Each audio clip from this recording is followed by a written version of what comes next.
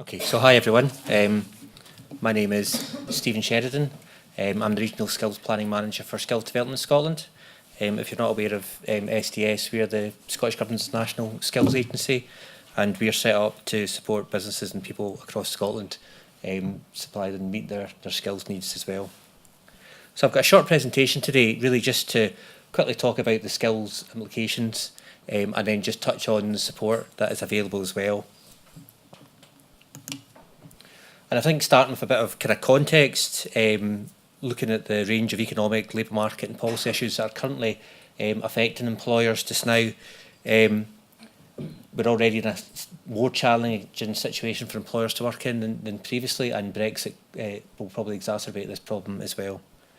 Firstly, Scotland's got an ageing population with an ageing workforce, and certainly on the past 10 years for population growth, we've been relying on migration. We have a particular issue in the Highlands, as you'll be aware, about youth migration down to the Central Belt when people travel away for higher education or work and not come back as well. Employment is at its highest rate in 10 years in Scotland, which is great news, but equally for businesses it makes it more difficult to access new talent. Increased costs in labour in terms of new initiatives such as living wage, apprenticeship levy, pension auto-enrolments, etc. is another challenge for employers. The way the work's changed when you look at the kind of gig economy and zero hours contracts, etc. That's changed the nature of work for some people as well. And clearly some businesses are meeting the challenge about labour shortages by looking at automation as well. So taking these points into consideration, Brexit's yet another challenge that really we have to overcome together in Scotland. Martin touched on the implications of the no-deal Brexit, so I won't labour this. Certainly for Skills Development Scotland, our main impact is how we support Scotland's businesses around the workforce. But the Fraser Allender Institute suggested that over the next 10 years it could be up to 9% in terms of lower GDP. And as Martin mentioned as well, many other research has suggested that we're potentially entering into a recession if we have a no-deal Brexit.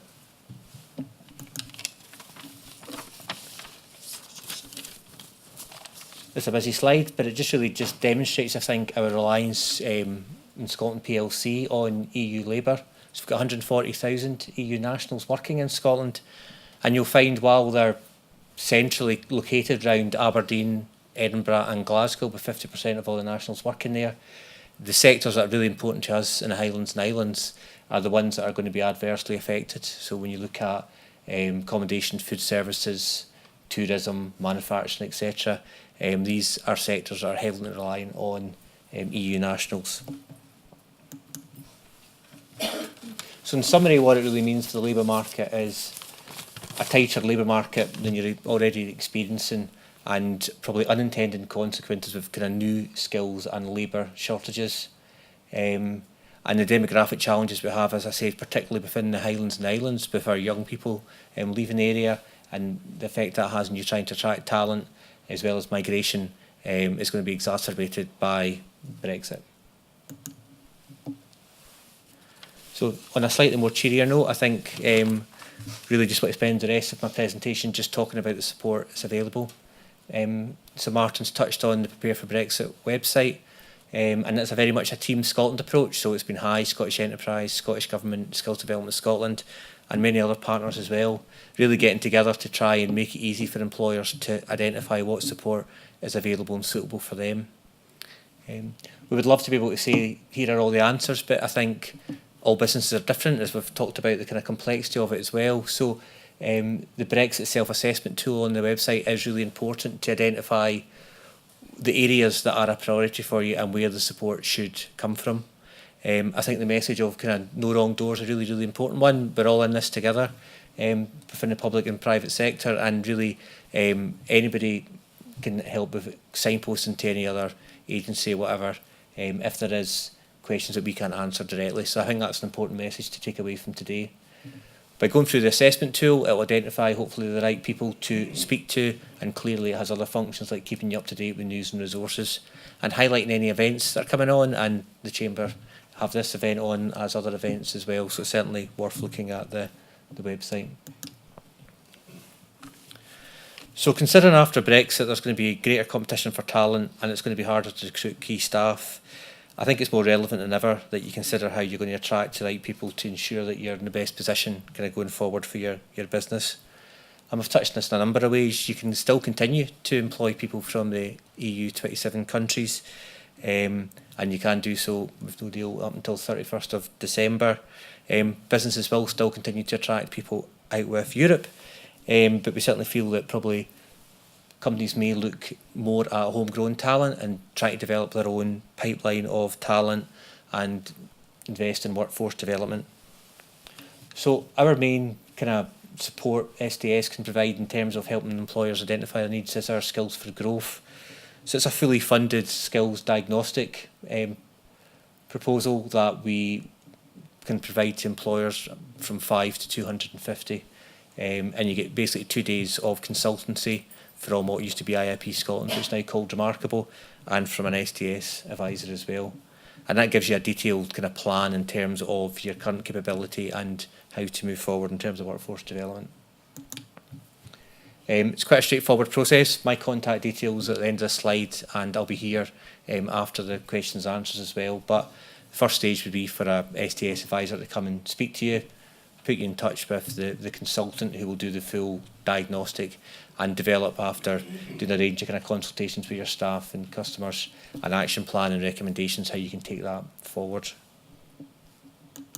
We have a range of kind of case studies on our website, and I can talk to you about that as well, about the business benefits people have seen, particularly around managing change and transition required potentially if you're accessing markets where it's going to be more difficult to get the right people and the right talent as well, and about how that supports your existing employees but also helps you increase performance. Another increasingly important tool I think that SDS now offer is apprenticeships, and certainly from my experience, apprenticeships aren't really what people would think they were traditionally. They now cover all sectors. For some sectors there's funding for all ages, and they go from lower level skill jobs right up to master degree qualifications as well. If people are interested in developing a pipeline, there's a new product called Foundation Apprenticeships, which is effectively kids doing the first year of an apprenticeship while they're still in school.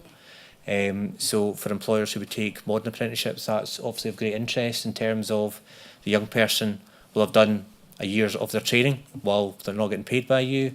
That lets you identify the kind of rising stars out there as well, and let the young people make an informed choice, so when they come into your workplace they have experience of the industry, they actually know what it's like in a world of work, and are far more rounded. Our modern apprenticeship programme has dramatically increased in the past 3 years, particularly in response to the introduction of the apprenticeship levy. So we now have 28,000 apprentices that started throughout Scotland last year. We have a target of 30,000 for 2021, and there's new frameworks happening almost every month just now, where employers are identifying their needs, and really we are having to respond to that. And these are coming from, again, from higher level ones, and coming from sectors like banking to niche opportunities, for example like archaeology, etc. as well. So there's a real wide range there. I have some information I can provide at the end of today as well. And finally, graduate apprenticeships. There is now a new route for not only young people but any of your existing workforce to go to potentially a master's level qualification while in employment. This is currently fully funded by Skills Development Scotland and offered by universities and UHI throughout Scotland as well. So this is a great opportunity, I think, to take a person into the business or upskill a person in your business to get the right skills for you. And it's a dramatically different model, which hopefully will work well for remote locations, in terms of there is far less off-the-job training in the university, and it's far more about structure and learning in the workplace that is then recognised by the university in terms of degree and master level qualifications as well. So in summary, not to labour the point, but we do feel that the challenges that businesses are facing will probably be exacerbated by Brexit, and really whether we have a deal or we don't have a deal, there is going to be challenges with the labour market going forward, and the best way is to start planning your workforce development and your talent pipeline for the future. And certainly from SDS and from the other agencies as well, there's a range of support out there that we're all really keen and willing to work with you. Okay, thank you, and I'll hopefully maybe speak to you after the event as well.